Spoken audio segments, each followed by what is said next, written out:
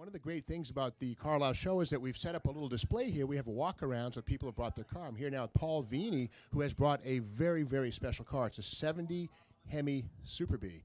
Paul, did you restore this car or buy it like this? I bought the car back in 1998 here at Carlisle, and it was partly done and I finished it. That's one of the great stories I hear. So many people say they came here and either bought their project car or bits and pieces to make their project car complete, and then in return here years later with the car completed. Now this car is beautifully done. It's a Concours restoration. Have you entered it and won any trophies yet with it? Yeah, I got a whole room full, but you know, I'm kind of past that stage now where I just come for fun.